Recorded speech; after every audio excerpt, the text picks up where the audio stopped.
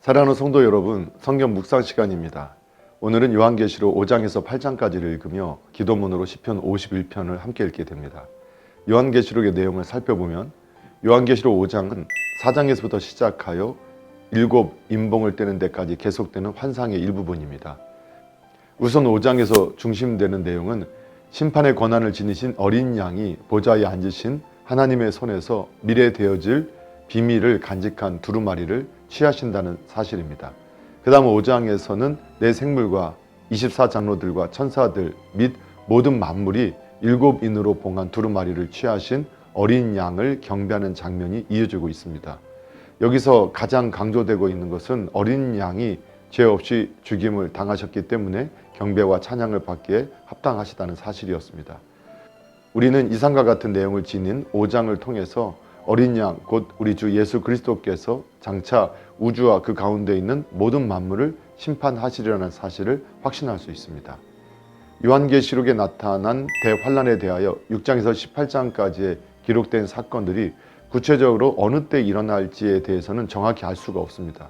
그러나 우리는 현세대와 장차 예수 그리스도께서 이 땅에 재림하실 때에 중간에 대환란이 시작된다는 사실을 성경을 통해서 알 수 있습니다.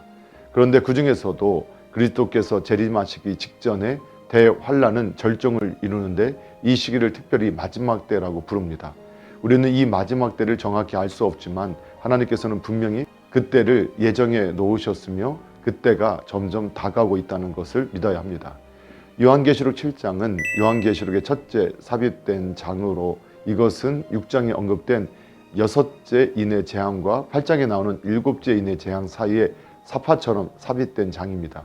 즉 7장의 내용은 7째 인의 개봉이 잠시 중단되고 마지막 날에 대한 계시가 주어지기 전에 성도들을 위로하기 위하여 하나님께서 주신 중간 계시입니다. 그러나 7장이 비록 삽입된 장일지라도 6장과의 관계는 매우 밀접한데 이곳에 언급된 사건들은 6장 17절의 마지막 질문에 대한 설명과 보완이라고 할 수 있습니다. 또 6장에서 6째 인의 재앙으로 인해 불신자와 죄인들이 극심한 고통을 당하고 있는 장면이 묘사되고 있는데 반해 7장에서는 구속받은 성도들과 그들이 받을 축복이 아름답게 묘사되고 있습니다. 7장은 크게 두 부분으로 나누어지는데 그것은 첫째 하나님의 인침을 받은 14만 4천 명에 대한 장면과 둘째 흰옷을 입은 큰 무리들과 그들이 받을 축복에 관한 묘사가 그 부분입니다. 한편 7장은 계시록 전체를 통해서 가장 중요하면서도 난해한 장들 중에 하나입니다.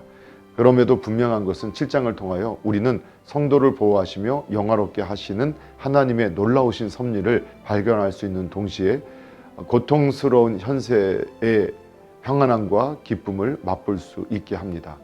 요한계시록 6장에 6째 인의 재앙까지 기록되어 있고 이어 8장에서는 7째 인을 떼심으로 7 나팔의 재앙이 시작되고 있습니다. 한편 8장 1절에 언급된 7째 인은 이 땅 위에 실제적으로 부어지는 재앙이 아니라 7 나팔 재앙의 소곡이자 준비 과정이 되고 있습니다. 또 7 나팔의 재앙은 본서 8장에서 14장에 걸쳐 언급되어 있는 8, 9장에는 첫 번째부터 6째 나팔까지의 환란이 직접 언급되고 있고 10장에서 14장은 6째 나팔과 7째 나팔 사이에 일어날 여러 가지 사건들이 묘사되고 있습니다. 특히 8장에는 7 나팔의 재앙이 일어나기 이전에 성도들의 기도가 하나님의 보좌에 상달될 것이라고 묘사하고 있습니다. 이것은 불신자들에게 임하는 7 나팔 재앙이 성도들의 기도에 대한 하나님의 응답임을 보여주고 있습니다. 이러한 사실을 통해 볼 때 하나님의 심판은 악인에 대한 징벌과 성도를 보호하시려는 하나님의 사랑이 동시에 내포되어 있는 것임을 발견할 수 있습니다.